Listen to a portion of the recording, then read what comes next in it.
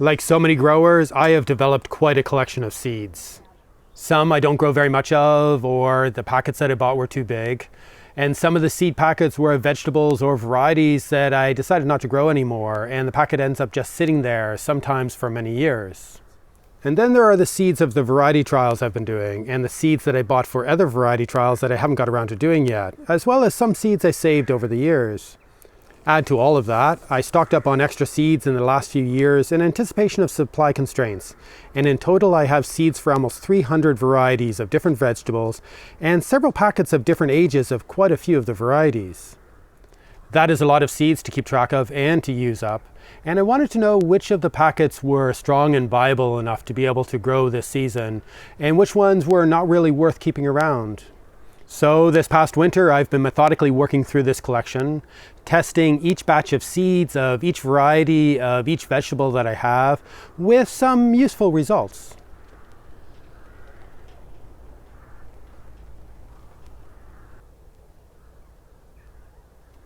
I have never done a proper seed germination test before, and occasionally had poor germination or gaps in the crops that I was growing, but was never quite sure if it was because the seed was too old or of poor quality, or if it was due to pests, cold soil, or some other factor. I'm also not really sure if I can rely on the quality of the seeds that I've been getting from different suppliers, and I would prefer to know that the seeds are good quality before I sow them. The guidelines for how long seeds from different vegetables are expected to last can be useful, but I've experienced seeds that have not lasted as long, and other seeds that have lasted quite a bit longer than the recommended number of years. So I figured the only way to really know is to test them, sowing a specific number of seeds from each packet, setting them to germinate in close to ideal conditions, and then counting the number of seeds that appeared, as well as noting how vigorous and uniform the seedlings were. I also wanted to know which seeds would probably last for at least another year or two, and to make note of the seeds that I should probably sow extra of because they were not great quality, but not worth replacing just yet. A few years ago, I started buying excessive amounts of seeds, mainly in anticipation of Brexit cutting off my usual seed suppliers in the UK, and the disruption that eventually caused. In many cases, I purchased the next size up in packages, which was often significantly more than I could use in multiple seasons. And I wanted to know if all of this extra seed was worth keeping, or if it was still good enough to share with other people. A good example of this was the multiple packages of the 5 different varieties of lettuce seeds that I've been growing. According to the common guidelines, lettuce seeds should last up to 5 years, or should it be expected to have sufficient germination rates up to 5 years, and some of the seed packets that I had were getting close to that age. I carefully counted out 20 seeds from each pack and sowed them in a pot of seed compost, in clumps of 5 to make things easier. There was a huge difference in the germination rates and the vigor of the seedlings, and in some pots no seeds germinated at all, and I even repeated the same test to make sure it wasn't because of something I did, and the results were fairly similar. So I ended up throwing out a lot of lettuce seed, some of which wasn't that old, but thankfully one pack of each of the varieties had really good germination, apart from one variety that had poor germination, even though I bought one of the newest seed packets only in the last year. And I had similar issues with the carrot seeds, which I had stocked up on extra seeds of for a few varieties. And I ended up throwing out a few batches that did not have great germination, which felt like a real waste, although some of them were older than the 3 years normally given for carrot seed viability. It is possible that these seeds could have been exposed to too much heat at some point, or some other factor that could have degraded their quality while in storage. But I also have no idea how old the seed really was, as the seed packages generally only specifies the year it was packed, but no indication of when the seed was actually produced, or how strong the seed was to start with. One of the biggest variety trials I've been doing is with tomatoes, where I started with growing 54 varieties 2 years ago and grew 28 varieties last year, most of which I saved seed from. I tested all of the seed that I saved and found that most of them were really strong, which is what I would hope for and expect, but some of the varieties had fewer seedlings germinating. I think this is because some of the seeds had started to sprout in the cleaning stage of the seed saving process, but I still have enough seeds germinating to make it worthwhile. I just need to sow more than I need. I decided not to do a germination test on all of the original packets of seeds that I had bought, as some of them I doubt I will ever grow again, and for the others I have my own seeds, and assuming there hasn't been any cross-pollination, the original seed packets are now redundant. I'm not keen on throwing this diverse resource away just yet, so we'll put them into a longer-term storage without knowing how viable they are or when they might ever be used. I also did a trial of 15 different varieties of bush beans in the same polytunnel last year and saved seeds from all of them.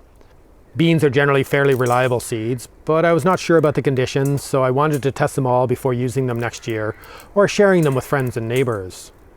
Most of the batches of seeds were very strong, but I'm not sure why one variety had really poor germination, so it was a good thing that I checked. And I also tested the seeds from the original packets that I bought, more to see if there was any difference with the ones that I saved. And they were all fairly good, though not as strong as the new seeds that I had saved. I'm not sure what will happen to all of these seeds. Some of the varieties I will likely not grow again, and I'm not really keen on passing them on to other people if they didn't work well for me. But I will keep at least a portion of them in reserve and may end up getting rid of the original packages so they don't take up too much space. I grew a number of different varieties of climbing beans 2 years ago, but I only saved seed from one variety at the time. I sowed 10 seeds of each of the packages, and some of them had really poor germination, and I decided to just get rid of these seeds. And others were still fairly strong, or enough of the seeds germinated to make it worthwhile growing them again this season. It was interesting that the seedlings grown from the seeds that I did save 2 years ago were significantly stronger than the seedlings grown from the original package, even though all of them germinated.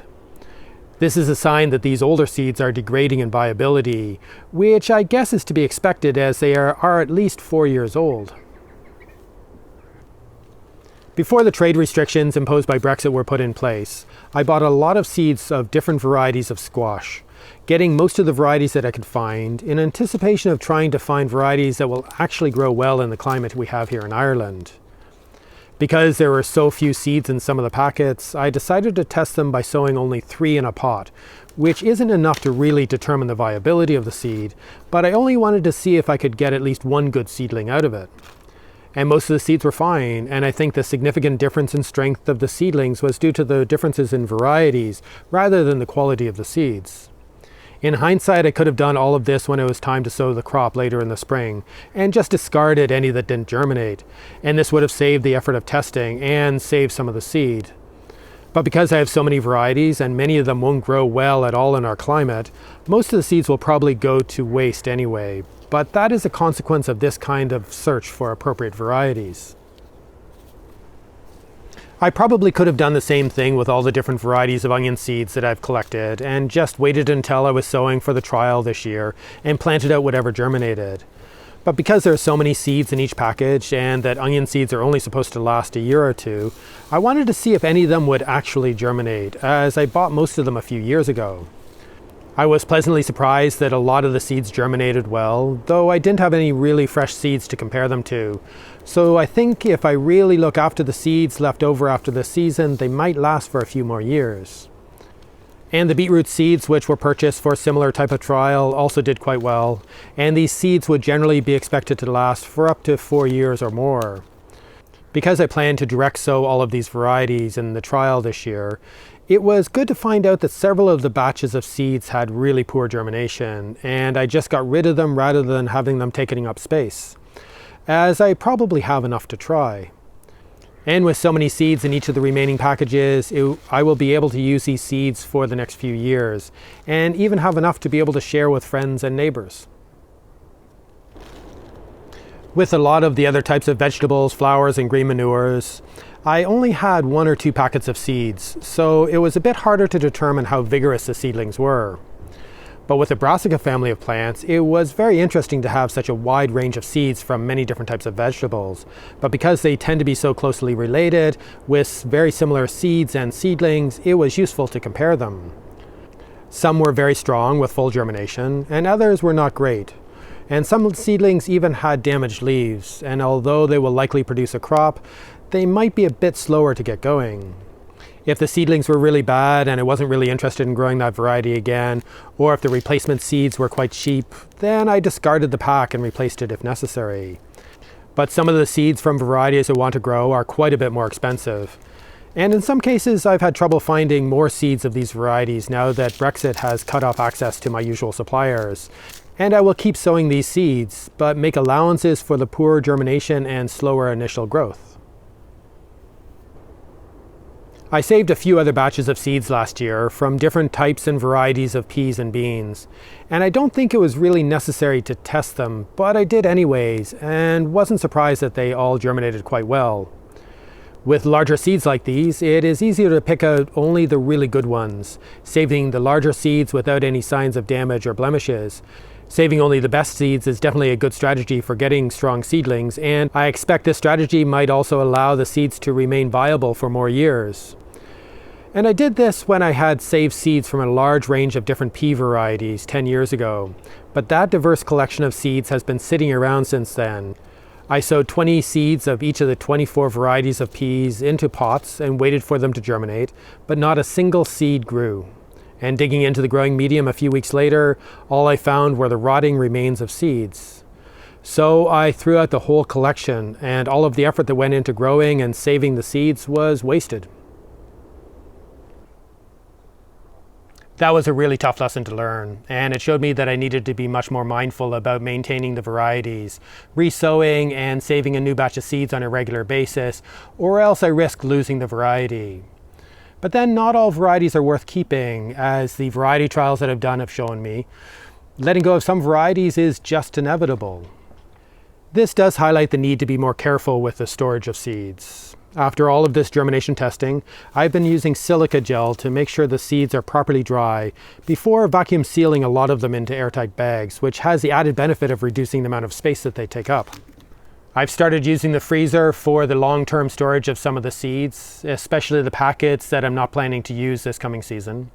And earlier this week, I found out that the use of oxygen absorbers to remove all of the remaining oxygen from the sealed bag can apparently really help prolong the viability of the seeds in storage. All of this is part of the process of rethinking how I store seeds and figuring out the best way to store the seeds that I use regularly several times a season, and how to separate those from the ones that I only need to use for one sowing a season, and to separate them from the packages that I might need at some point in the future. All of this is better than storing them all in one crate, especially if they are slowly degrading. I would rather not do another germination test of most of the seeds like this, because it was a lot of work, but it has been useful to establish a baseline test, to figure out what was worth keeping as I shift into a phase of trying to take much better care of the collection of seeds that I have. I might still do occasional tests of seeds that I buy in to make sure they are good enough quality. But all of this is really important to make sure that money, seeds, and past effort are not wasted, and that the seeds that I do sow into the gardens will consistently produce strong and vigorous seedlings.